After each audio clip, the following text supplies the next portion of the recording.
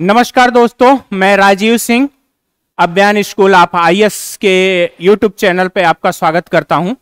दोस्तों, जो लोग यूपीएससी या एमपीपीएससी या किसी भी स्टेट पीएससी की तैयारी कर रहे हैं, उनको ये पता होगा कि आज जो नया ट्रेंड चल रहा है एग्ज़ाम को लेकर के, उसमें एनवायरनमेंट और इकोलॉजी के पेपर का वेटेज कितना बढ़ गया हो, चाहे प्रीलिम्स का पेपर हो चाहे मेंस का हो, और इवन इंटरव्यू भी अगर आप फेस करने जा रहे हैं तो आपके लिए यह बड़ा महत्वपूर्ण है कि आप एनवायरनमेंट और इकोलॉजी के जो कॉन्सेप्चुअल पार्ट है, जो कंट्रोवर्शियल पार्ट है, उस पे आप लोग अपने राय को बिल्कुल क्लैरिटी के साथ में रख सकें।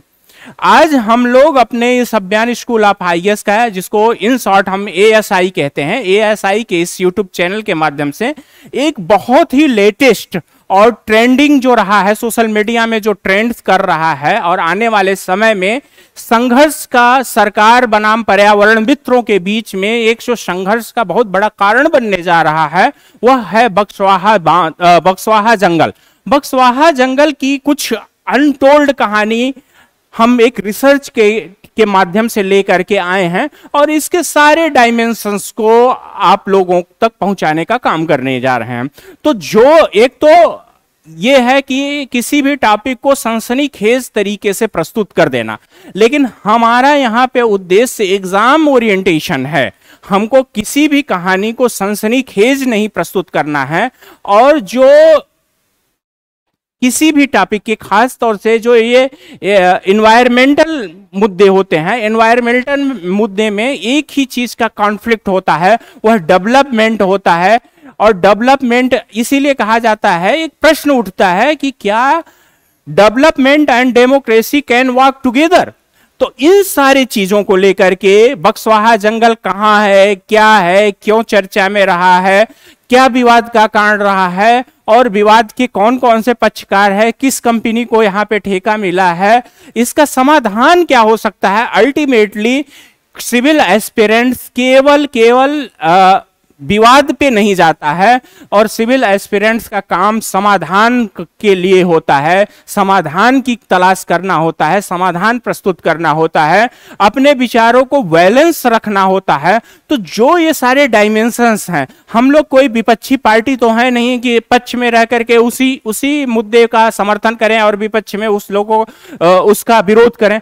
तो सिविल सर्वेंट जो है वह सारे राजनीतिक, सारे आंदोलनवादी नजरियों से अलग एक बैलेंस अप्रोच रखता है, और आज हम लोग इसके सारे डायमेंशंस पे चर्चा करेंगे। तो क्या क्या चर्चा करने वाले हैं, पहले हम अपने इस टॉपिक के एजेंडे को जान लें। बक्सवाहा जंगल अनटोल्ड स्टोरी कहाँ है, क्या है, पहले चर्चा कर लेते हैं। और ये चर्चा में क्यों रहा है, इसमें विवाद का क्या कारण रहा है, और विवाद के किन किन पक्षों के बीच में विवाद होने जा रहा है, उन सारे पक्षकारों के पॉइंट्स को हम लोग समझ लेते हैं। और नेक्स्ट उसका वैधानिक पक्ष, क्योंकि डेमोक्रेसी में अल्टीमेटली विधान के माध्यम से ही समाधान निकलता है।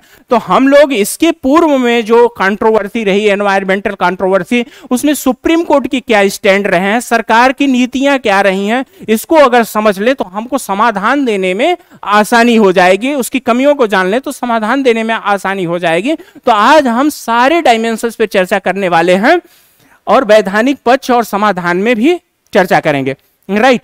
तो सबसे पहले जान लेते हैं कि यह क्या है। जिन लोगों ने हमारे यूट्यूब चैनल्स को सब्सक्राइब नहीं किया, वो प्लीज सब्सक्राइब कर लें, ताकि ऐसे इन्वायरमेंटल इश्यूज से ज्यादा आप लोगों को पॉलिटिकल इश्यूज, जहां पे ऐसे मुद्दे, ऐसे कंट्रोवर्शियल मुद्दे जहां पे स्टैंड लेना मुश्किल हो जाता है, बैलेंस अप्रोच लेना मुश्किल हो जाता है, और हम अपने इस चैनल के माध्यम से आपको ऐसे विषयों से किस तरीके से एक सिविल सर्वेंट को किसी भी मुद्दे पे स्टैंड लेना चाहिए उस पे अवगत कराते रहेंगे, राइट।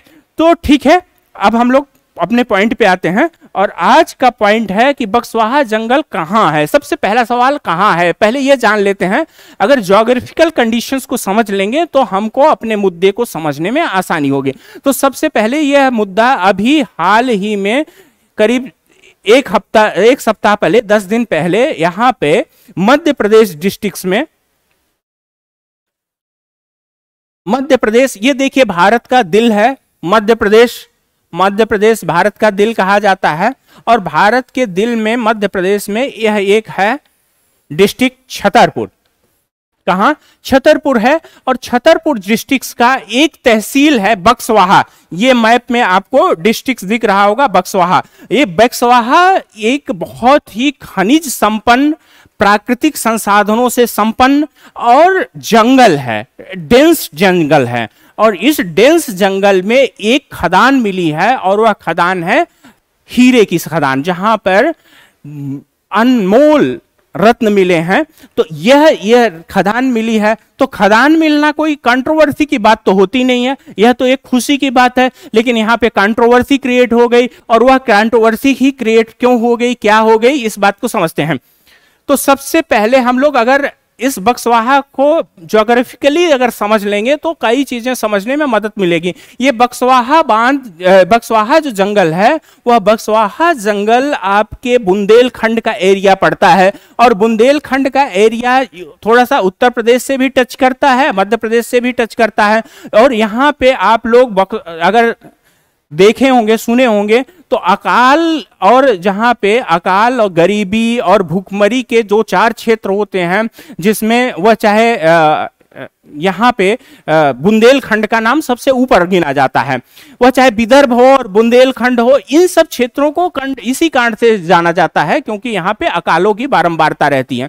लेकिन ये जो बक्सवाहा है जंगल, यह बक्सवाहा जंगल बहुत डेंस फॉरेस्ट एरिया है और ये राजपीपला का भी क्षेत्र पड़ता है, तो कई डिस्ट्रिक्ट्स को कवर करता है। लेकिन जहां पर यह हीरे की खान मिली है बक्सवाहा बांध को, बक्सवाहा जंगल में, वह बहुत ही डेंस एरिया है। और डेंस एरिया होने के कारण से यह कहते हैं कि बुंदेलखंड को ऑक्सीजन देने का काम करता है।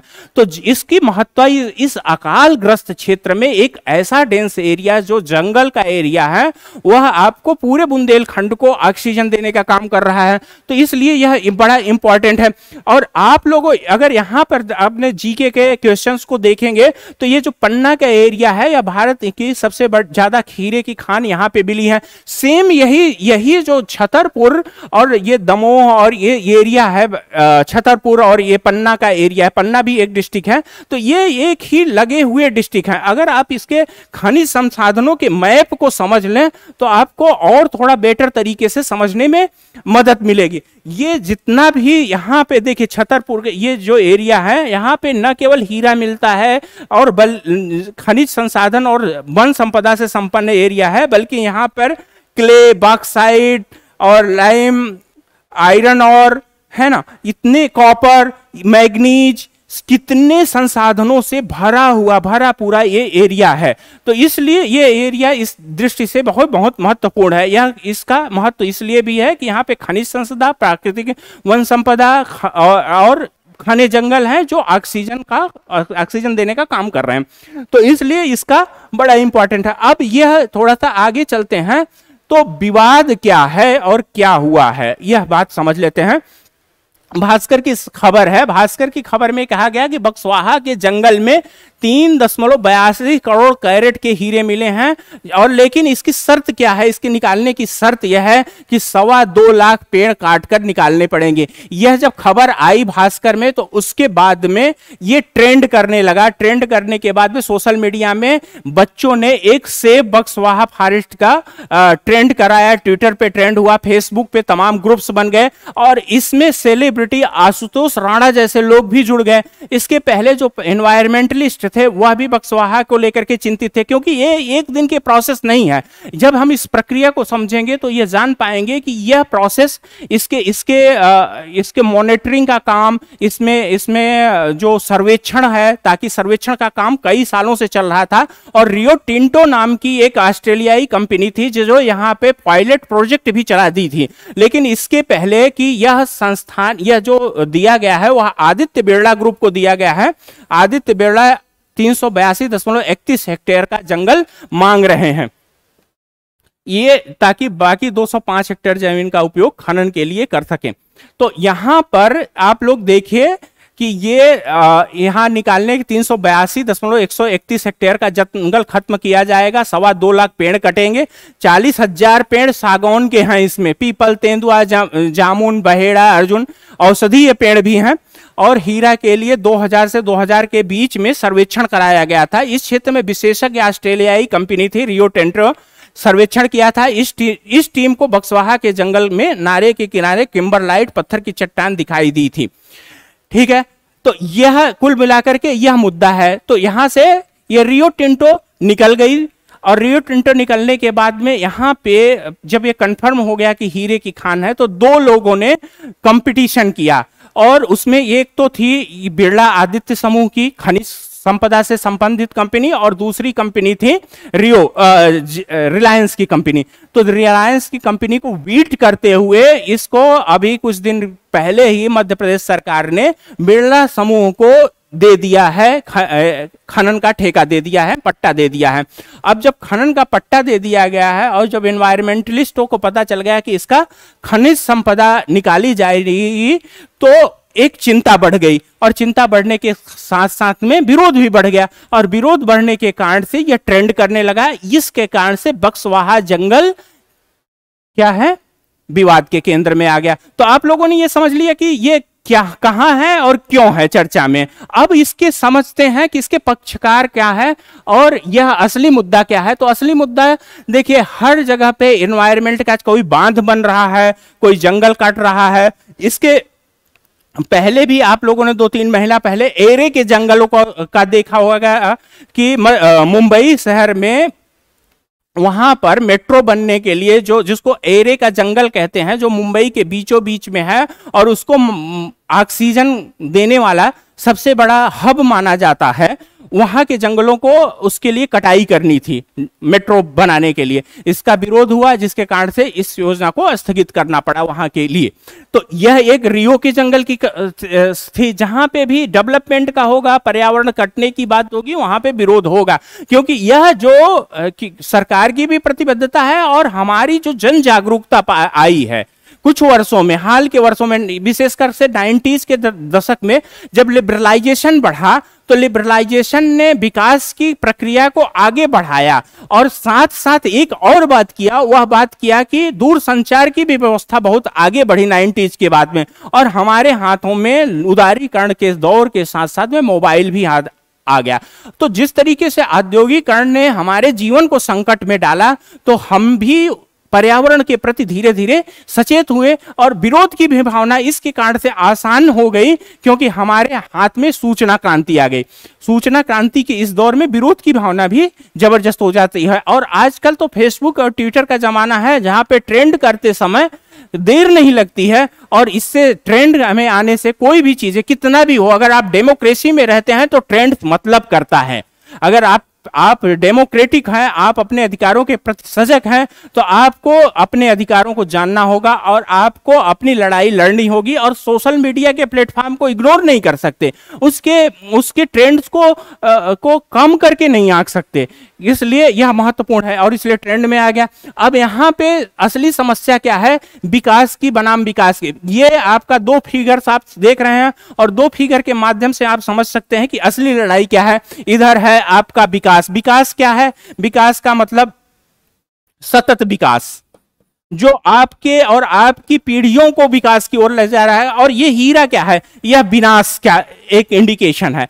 तो आपको तत्काल में जो फायदा दिख रहा है, जो आपको तात्कालिक लाभ दिख रहा है, जिससे आर्थिक समृद्धि आएगी, स्टेट को टैक्स बढ़ेगा, मिलेगा, उसके पट्टे लीज देने से उसको आमदनी होगी सरकार को, और वो डेवलपमेंट के कामों में पुल बनाएगा, सड़क बनाएगी और मेट्रो का विकास करेगी। ये जो विकास दिख रहा है वह वस्तुतः विनाश है, क्योंकि इससे क्या होगा कि जो 3.25 लाख पेड़ कटेंगे, जो ऑक्सीजन का क्षरण होगा, वह एक विनाश की ओर ले जाएगा। तो वास्तविकता में ये जो विकास दिख रहा है यह विनाश है, और ये जो एक साधारण बात दिख रही है, यही वास्तविक सतत विकास है। तो यहां पर 2 तरीके का पक्ष दिखाई पड़ रहा है, एक है सरकार और कंपनी कंपनी वही बिरला की और सरकार मध्य प्रदेश की, और स्थानीय लोग पर्यावरण मित्र और विपक्षी इसके विपक्ष में खड़े हैं। तो इन सारे लोगों के तर्क को भी हम लोग अगर जान लें तो हमको अपने टॉपिक्स को समझने में मदद मिलेगी। अब हमारा टॉपिक जो है वो विकास का है, तो जिसको विकास को मैंने कहा कि ये विकास नहीं, वस्तुतः ये विकास क्या है, वस्तुतः विनाश है। लेकिन इसको सरकार क्या नाम दे रही है कि इससे विकास होगा। विकास क्या होगा कि जब हम वो इसको देंगे, लीज पे देंगे तो अवसंरचना, उससे इनकम बढ़ेगी, आय बढ़ेगी, आय बढ़ेगी तो अवसंरचना का विकास होगा, इससे अवसंरचना का विकास होगा तो इससे रोजगार सृजन होगी, लोगों को नौकरी मिलेगी, लोगों को नौकरी मिलेगी, अवसंरचना का विकास होगा, उसमें खदान में भी लगेंगे, तकनीकी विकास होगा।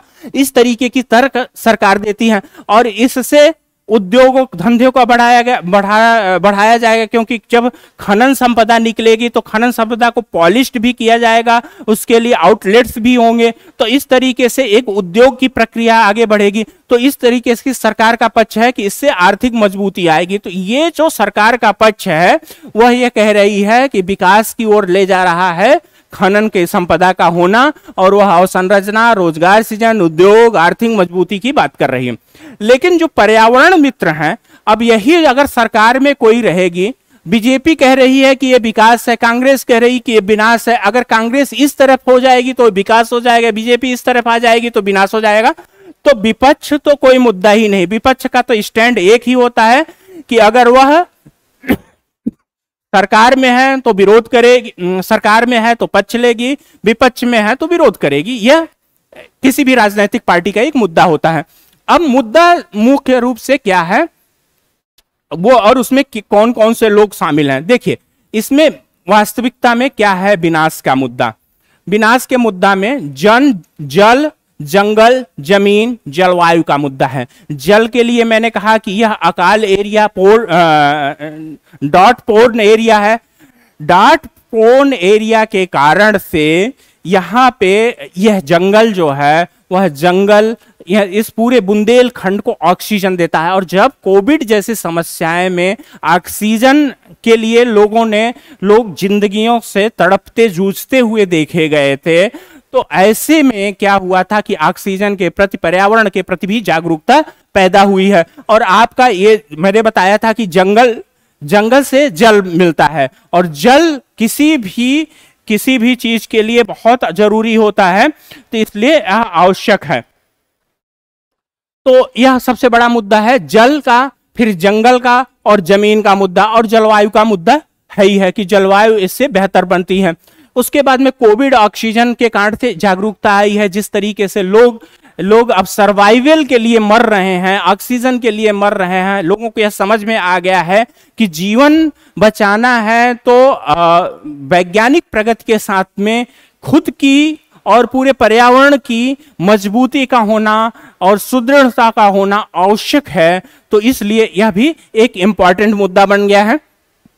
उसके बाद में आजीविका की समस्या, आजीविका किस तरीके से जो स्थानीय लोग हैं, जो पर्यावरण मित्र लोग हैं, वह लोग यहाँ पे मैंने बताया कि खनिज संपदा संपन्न है और प्राकृतिक जो वन संसाधन है, वन संसाधनों से भी संपन्न है। तो यहाँ पे जो स्थानीय लोग हैं, जो जनजातीय लोग हैं, यहाँ के जंगलों से तेंदू का पत्ता निकालते हैं, तमाम जैसे चिरौंजी है वो निकालते हैं, या सागौन का पेड़ है उसको हालांकि कटने से प्रतिबंधित है, फिर भी वहाँ पे कुछ ना कुछ परमिशनेबल कटाई तो होती है वह भी, और इससे परमिशनल कटाई होने के कारण से जो सागौन का एक पूरी इंडस्ट्री है, जो घर के लिए, घरेलू उद्योगों के लिए, घरेलू कार्य के लिए जो लकड़ी का, फर्नीचर का कार्य किया जाता है, वह भी एक बड़ा इंडस्ट्री के लिए यह जंगल सपोर्ट करता है।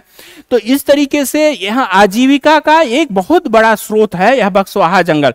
और सबसे इंपॉर्टेंट कि विकास का मतलब होता है सतत विकास, कि हमने अपने पीढ़ी से ज्यादा का उत्खनन और शोषण और उसका एक्सप्लोरेशन और उसका उत्खनन ज्यादा कर लिया है, तो हमारी जिम्मेदारी ये बनती है कि हम आने वाली पीढ़ी को एक ऐसा सस्टेनेबल डेवलपमेंट का एक सस्टेनेबल जंगल दे दें जो उसके भी काम आ सके। तो सबसे असली मुद्दा है कि किसी भी जमीन में जो जंगल है वह सतत विकास के लिए एक आवश्यक अवयव है। तो यह सबसे जरूरी मुद्दा है। अगर ये सब सारी चीजें होती है तो यह विनाश की प्रक्रिया को आगे बढ़ाएगा। तो यह असली मुद्दा है। और एक खास बात इस जंगल की अनटोल्ड स्टोरी, मैंने इसको क्यों कहा है और बीच में इसको इसलिए बता रहा हूं कि यह इस जंगल की एक अनटोल्ड स्टोरी है कि यह राजपीपला के जंगल से रिलेटेड है। और राजपीपला का जो जंगल है उसमें यह कहते हैं कि घने जंगल है, घने जंगलों के बीच में एक 5 वर्ग किलोमीटर का एक ऐसा जंगल है जहां पर सिर्फ और सिर्फ, जो ये स्टोरी बिल्कुल पब्लिक लेवल पे आम है, अगर आप इसको सर्च करेंगे गूगल पे तो कहीं भी स्टोरी नहीं, लेकिन पब्लिक जो वहां पे स्थानीय जो लोग हैं वो ये जानते हैं कि राजपीपला के जो घने जंगल हैं, उस घने जंगल में एक 5 वर्ग किलोमीटर का जंगल है जहां पे सीताफल का केवल और केवल, वहां पे कोई घास नहीं, कोई दूसरी वनस्पतियां नहीं है, केवल और केवल सीताफल का जंगल मिलता है। और इस जंगल को कहते हैं कि शुरू में कुछ बंदरों ने इसके बीज ले खा करके यहाँ पे बीज को डाला और आगे धीरे धीरे धीरे धीरे वही सीताफल का जंगल का विस्तार होता गया और वह आज 5 वर्ग स्क्वायर किलोमीटर में फैल गया है, जहां पर सिर्फ सीताफल का जंगल और बंदर हैं और दूसरा कोई न वनस्पति है न जीव हैं। तो यह बड़ा इंपॉर्टेंट और एक अनटोल्ड स्टोरी है जो अपने तरीके से एक बहुत ही यूनिक फीचर्स को, बहुत ही यूनिक फीचर है।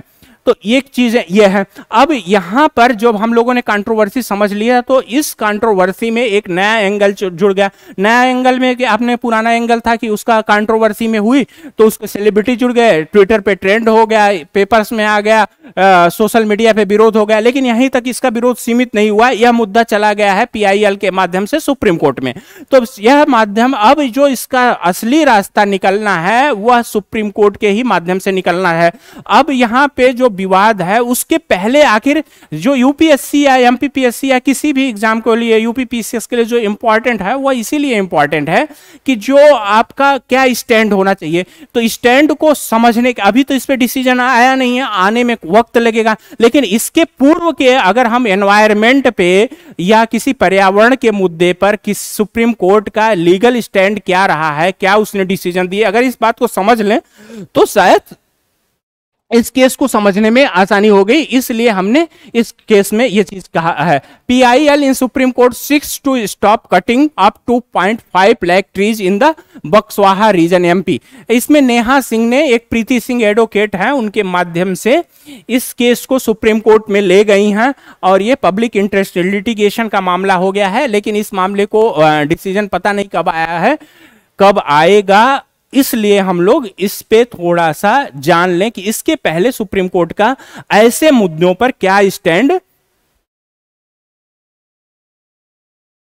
रहा है। तो देखिए यहां पे उच्चतम न्यायालय का नजरिया क्या रहा है, सुप्रीम कोर्ट कंस्ट्रक्ट ए डैम। सबसे अच्छा जो सुप्रीम कोर्ट का एक मुद्दा रहा है वह हम इसलिए डिस्कस कर रहे हैं, नर्मदा बचाओ आंदोलन वर्सेस यूनियन ऑफ इंडिया का केस रहा है। उसमें सुप्रीम कोर्ट ने पहली बार डेवलपमेंट के फेवर में कहा, लेकिन डेवलपमेंट कैसा होना चाहिए, वह सस्टेनेबल डेवलपमेंट होना चाहिए, अंधाधुंध या अतिरेकवादी या अनैतिक या अवैधानिक नहीं होना चाहिए। यह बात सुप्रीम कोर्ट ने की और कहा सुप्रीम कोर्ट ने कि development and democracy walk together. यह नर्मदा बचाओ आंदोलन का इसेंस रहा है। और जितने भी केसेस मैंने अभी तक स्टडी किए as a advocate, as a lawyer, तो उसमें ये नर्मदा बचाओ आंदोलन का ये केस बड़ा यूनिक लगा मुझे और इसमें इन्होंने बैलेंस नजरिया रखा। उसमें ये एक आर्टिकल है, सुप्रीम कोर्ट कंस्ट्रक्ट ए डैम। इस डैम में उन्होंने कहा कि केवल जो नया कंस्ट्रक्शन है, नई चीजें जो हैं वह विनाश नहीं करती, वह बल्कि एक और प्राकृतिक वातावरण का भी निर्माण करती हैं। जिसमें कहा गया कि अगर नर्मदा बचाओ आंदोलन से या टिहरी बांध का भी केस था, उसमें कहा कि इन जैसे जो बड़े बांध हैं तो केवल न केवल डूब, एक बड़े बांध होने से न केवल डूब क्षेत्र बनाते हैं, उससे न केवल विस्थापन होता है, बल्कि वह एक नए एरिया में, नए क्षेत्र में, कई लाख के एरिया में ग्रीनरी भी पैदा करते हैं। और यह ग्रीनरी एक नए प्रकार के एनवायरमेंट और इकोलॉजी, सस्टेनेबल इकोलॉजी को भी विकसित करती है। यही कारण है कि जैसे एक तरफ विस्थापन हो रहा है, उसी तरह से लाखों वर्ग किलोमीटर की जमीन सिंचित हो रही है। और जब सिंचित होती है, यह देखिए जब नेहरू क्या कहते हैं, इंदिरा गांधी नहर जब बनी थी तो पूरे रेगिस्तान के क्षेत्र में, जैसलमेर, बाड़मेर, बीकानेर वाले क्षेत्र में उस इंदिरा गांधी नहर ने कितने हजार किलोमीटर की क्षेत्रों में खुशहाली लेकर के आया। अगर वो बड़े बांध नहीं होते तो इतने बड़ा सिंचित एरिया पैदा करना मुश्किल होता, और जब नामुमकिन होता तो हम एक नए प्रकार की पारिस्थितिकी का निर्माण नहीं कर पाते। तो केवल विनाश नहीं होता है, इससे विकास भी होता है। तो ये एक जो सुप्रीम कोर्ट ने इस केस में एक बैलेंस अप्रोच रखा। तो यहां पर बैलेंस अप्रोच को नर्मदा बचाओ आंदोलन versus union of India and others को इसीलिए हमने इस केस स्टडी में शामिल किया कि इस केस स्टडी में यही कहा गया था कि development and democracy work together. Subhash Kumar versus state of Bihar भी एनवायरमेंटल पॉइंट ऑफ व्यू से बहुत महत्वपूर्ण है। और आर्टिकल, इसी केस में आर्टिकल 21 की व्याख्या करते हुए सुप्रीम कोर्ट ने कहा कि जो अच्छा वातावरण, यह आपके जीने के अधिकार की घोषणा करता है, कि आपके जो आर्टिकल 21 के अंतर्गत जो संविधान ने मौलिक अधिकार दिया गया है, राइट टू लाइफ का, आर्टिकल 21 के अंतर्गत ही जो अच्छा वातावरण है, स्वस्थ वातावरण है, प्राकृतिक वातावरण है, वह आपके जीने के अधिकार का। तो जब बिहार का केस था तो उस समय झारखंड और बोकारो एक ही था। तो बोकारो नदी में वहां का जो टाटा स्टील्स के कई प्लांट के जो कचरा वचरा जाता था, उसके कारण से वो बोकारो नदी बहुत पॉल्यूटेड हो गई थी। और सुप्रीम कोर्ट ने इस केस में ये Subhash Kumar versus state of Bihar में माना कि यह किसी भी संस्थान को जो यह गंदगी फैला रहा है उसको साफ करने का, स्वच्छ वातावरण को बनाए रखने की जिम्मेदारी है। तो यहां पर यह माना गया कि नागरिकों को स्वच्छ वातावरण जीवन के जीने के अधिकार से, मौलिक अधिकार से जुड़ा हुआ मुद्दा है, इसलिए कोई भी इसके साथ छेड़खानी नहीं कर सकता है। अगर वो छेड़खानी करता है तो दूसरे के संवैधानिक अधिकार, जो मौलिक अधिकार है, उसका उल्लंघन करता है। ठीक यही बात MC मेहता और यूनियन ऑफ इंडिया के केस में किया गया था। यहां पे दिल्ली वाले रीजन में, गुड़गांव वाले रीजन में खुदाई हो रही थी, अवैध खुदाई हो रहे थे। इससे पूरी पारिस्थितिकीय तंत्र को विघटन का खतरा पैदा हुआ था। यह मामला सुप्रीम कोर्ट में गया और इसके कारण से यहां पर इस पे बैन लगा दिया गया था। यह भी बहुत इंपॉर्टेंट केस है। MCA मेहता के आप एनवायरमेंटल के कम से कम 10 केसेस देखेंगे। इन्होंने एक ताज ट्रेपेजियम के केस है, इसके बाद में MC मेहता वर्सेस कमलनाथ का केस है। इस तरीके से यहाँ पे इन्होंने इन्वायरमेंट के मामले में MC मेहता का बड़ा उल्लेखनीय योगदान है और सुप्रीम कोर्ट ने इसमें लैंडमार्क डिसीजन दिए हुए हैं। TN Godavarman versus union of India का भी केस बहुत इंपॉर्टेंट है। इसमें भी यही किया गया था, लीगल खुदाई हो रही थी जिसके कारण से गोदावर्मन नामक एक एनवायरमेंट फ्रेंडली पर्सन कोर्ट में गए और उसमें भी एक सुप्रीम कोर्ट ने बैलेंस अप्रोच प्रस्तावित किया। तो इनके आधार पे, इस केस के डिस्कशन के आधार पे हम कह सकते हैं कि जो सुप्रीम कोर्ट का, इसके आधार पे 1919 में भी आप देखेंगे NNP, नेशनल माइनिंग पॉलिसी, जो राष्ट्रीय खनन नीति है, खनन नीति में भी यही सब समाधान दिखाई पड़ता है। और इसके आधार पे कह सकते हैं कि सरकार, सुप्रीम कोर्ट जो संविधान का संरक्षक है, सरकार भी, वह भी पर्यावरण के प्रति ऐसा नहीं है कि बेखबर है, वह भी चिंतित है। लेकिन अगर हम भारत को एक सुपर पावर बनाना चाहते हैं, सुपर पावर बनाने का सपना देख रहे हैं, और हमारा कंपटीटर जहां पे चाइना और US हो, जिसने संसाधनों की अंधाधुंध खुदाई किया है और खनन उत्खनन के माध्यम में अपने नए तरीके का प्रतिमान स्थापित किया है, ऐसे में हम इतनी बड़ी जो उत्खनन है, खनन की जितनी बड़ी संपत्ति है, इसको सीधे इग्नोर नहीं कर सकते हैं। इसमें क्या स्टैंड होना चाहिए? कि यहां पे कहा जा रहा है कि 2.25 लाख वन कटेंगे, जिससे जितने एरिया में दिया गया है, पट्टा दिया गया है। लेकिन प्रॉब्लम क्या है, जितने एरिया में यह उत्खनन होगा सिर्फ उतने एरिया से काम नहीं चलने वाला बिरला कंपनी का। वह यह कह रही है कि इस पूरे जंगल को ही हमको दे दो, क्योंकि जितना उत्खनन होगा जो मलबा निकलेगा वह मलबा कहां डंप करेंगे, तो उस मलबे को डंप करने के लिए पूरे जंगल की मांग हो रही है, और जब पूरे जंगल की मांग होगी तो पूरी पारिस्थितिकी का विनाश हो जाएगा। इसके लिए क्या कर सकते हैं, यह कहा जाता है कि एक वृक्ष जो 200 साल का है वह नए वृक्ष की तुलना में 25 गुना ज्यादा ऑक्सीजन पैदा करता है, 25 गुना ज्यादा पैदा कर। इतना घना जंगल, इतना पुराना जंगल कि सब 100 साल से ऊपर के पेड़ होंगे। ऐसे में क्या होगा कि जो 2 लाख वृक्ष के जगह पे 2 लाख वृक्षों से अगर नए वृक्ष लगा दिए जाएं तो इससे काम नहीं चलेगा, बल्कि 2 लाख गुणते 25 का गुणा कर दिया जाए, उतने वृक्षों को लगा दिया जाए, तब शायद केवल कंपनसेशन हो पाएगा ऑक्सीजन का, राइट।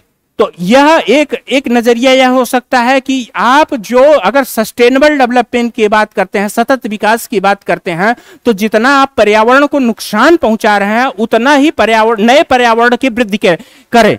और नए पर्यावरण की वृद्धि, यही तो सुप्रीम कोर्ट ने कहा नर्मदा बचाओ आंदोलन में कि एक तरफ विनाश तो हो रहा है, दूसरी तरफ विकास भी हो रहा है, नए पर्यावरण का भी निर्माण हो रहा है नए बांधों से। अब सवाल यही है कि इस बक्सवाहा जंगल के 2.25 लाख जो पेड़ कटेंगे और जो नए वृक्ष की तुलना में 25 गुना ज्यादा ऑक्सीजन देते हैं, क्या हम 2.25 लाख गुणते 25 गुना और नए जंगल का निर्माण कर पाएंगे? अगर नए जंगल का निर्माण कर पाते हैं तो एक सवाल यह भी एक उत्तर मिलता है कि हम democracy and development can work together. लेकिन इतना ही सवाल नहीं है कि केवल 2.25 लाख 25 गुना ज्यादा वृक्ष लगा करके ही इसका समाधान कर सके। इसमें मुख्य समस्या क्या है? आजीविका की समस्या है। जो जनजातीय लोग हैं वो मध्य प्रदेश की विशेष तौर से जनजातियां और क्षेत्रों की भी जनजातियां विशेष तौर से इस खनिज संपदा पे, वनज उत्पादन की संपदाओं पे निर्भर करती हैं। उनका सवाल, उन जनजातियों के प्रश्नों का सवाल और समाधान किस तरीके से सरकार निकालती है। उसके बाद में जो यहाँ पर जो बुंदेलखंड का ड्राउट प्रोन एरिया है, वह एरिया जहां पे पहले से ही अकाल ग्रस्तता है, ऐसे में जब इसके फेफड़े को ही जो पूरे ऑक्सीजन को देने वाला है पूरे बुंदेलखंड को, इसके समाधान किस तरीके से निकालेगा? उसके बाद में सतत विकास की जो प्रक्रिया बाधित होगी उसका सरकार कैसे उत्तर देगी? अगर इन सवालों के उत्तर सरकार के पास में है, वो सतत विकास की संभावनाओं को जिंदा रखती है, वह वृक्षों को 25 गुना ज्यादा लगाती है, वह आजीविका के सवाल जो जनजातीय क्षेत्रों के हैं, जो हाशिए के लोग हैं, क्योंकि कंपनियां आती हैं और अपना काम करके निकल जाती हैं और वहां पर केवल और केवल मलबा छोड़ जाती हैं। लोगों की जो बुनियादी समस्याएं हैं वह किसी भी क्षेत्र में विकास जो अवसंरचनात्मक बाहरी चमक दमक आती है उससे पूरी तरीके से साल्व नहीं होता है। अगर विकास का मतलब है कि सबको समान विकास के अवसर मिले, सबको समान विकास की संभावनाएं, जिस प्रकार से कंपनी को अगर वह 2 लाख का इन्वेस्ट करती है और उसको 100 गुना प्रॉफिट होता है तो उसकी डेवलपमेंट की ग्रोथ जो है 100 गुना है। उसी तरीके से जो आदिवासी हैं अगर वो 100 रुपए का इनकम करते हैं और उसके बाद में अगर ये जंगल कटता है तो उनके भी जो आमदनी है उसमें भी 100% की वृद्धि होनी चाहिए। यही है असली विकास। अगर कंपनी 100 गुना बढ़ रही है तो आदिवासियों का भी जीवन स्तर 100 गुना बढ़ना चाहिए वर्तमान स्थिति से। ऐसा नहीं है कि उसकी तुलना में, बल्कि जितना वर्तमान स्थिति में स्थानीय लोग हैं उनमें अगर 100 गुना वृद्धि होती है तो ऐसे सवालों को विकास के माध्यम से सुलझाया जा सकता है। लेकिन अगर सरकार एक तरफा कोशिश करती है और पट्टा दे करके पर्यावरण मित्र की चिंताओं को, उसके स्थानीय लोगों को, आजीविका की समस्या को, बुंदेलखंड के अकालग्रस्तता को, उसके ऑक्सीजन की समस्या को, अगर इन सारे प्रश्नों को अनुत्तरित छोड़ देती है तो निश्चित रूप में यह विकास नहीं विनाश होगा। और हम ये उम्मीद करते हैं एक पर्यावरण मित्र होने के नाते कि सरकार विकास का विकास के क्रम को जारी रखेगी, अवसंरचना उद्योगों पे बल देगी। और सिविल सर्वेंट का अप्रोच भी यही होता है कि वह विकास के जो भौतिक विकास है, विकास का मतलब जो भौतिक विकास है उनके साथ में रहे, लेकिन उनके साथ में जो सतत विकास है, सस्टेनेबल डेवलपमेंट के जो उत्तर हैं उसको भी खोजने की कोशिश करे। और दोनों, अगर सस्टेनेबल डेवलपमेंट और डेवलपमेंट, फिजिकल डेवलपमेंट भी साथ साथ चल सकते हैं तो डेमोक्रेसी एक संतुलित नजरिया अपना करके चल सकती है। यही इसका पर्यावरण और मित्रों का, और यूएनओ ने भी यही बात की है कि सतत विकास, और यूएनओ का भी यही है नजरिया। 2019 के इस एमएनपी में भी कहा गया है, mining in accordance with the latest scientific norm. इसमें यह कहा गया है कि अगर साइंटिफिक तरीके से लेटेस्ट टेक्निक्स के साथ में, जैसे ये कह रही है कि हमको मलबा निकालने के लिए पूरे जंगल चाहिए, तो यह साइंटिफिक डेवलपमेंट नहीं है। आपको इस तरीके की मशीनें इजाद करनी पड़ेगी कि ताकि मलबा कम से कम हो, कम से कम जंगलों का कटाव हो, और आप साइंटिफिक तरीके से, वैज्ञानिक तरीके से, आधुनिक तरीके से वहां पर खनिज संसाधनों को निकाल सकें और कम से कम पर्यावरण को क्षति पहुंचे। यही एनएमपी कहती है, यही सुप्रीम कोर्ट का भी नजरिया है। और एक सिविल सर्वेंट, सिविल एस्पिरेंट होने के नाते आपका भी यही नजरिया होना चाहिए कि development and democracy work together. तो ठीक है फ्रेंड्स, मुझे लगता है कि आप लोगों को ये सारी डायमेंशन समझने में मदद हुई होगी, सुप्रीम कोर्ट का, सरकार का नजरिया समझने में मदद हुई होगी। ऐसे ही हम और वीडियो आप लोगों को लेकर के अभियान स्कूल या IAS के प्लेटफॉर्म पर आते रहेंगे। आप अपना कमेंट करते रहें और हमारा उत्साह वर्धन करते रहें। धन्यवाद।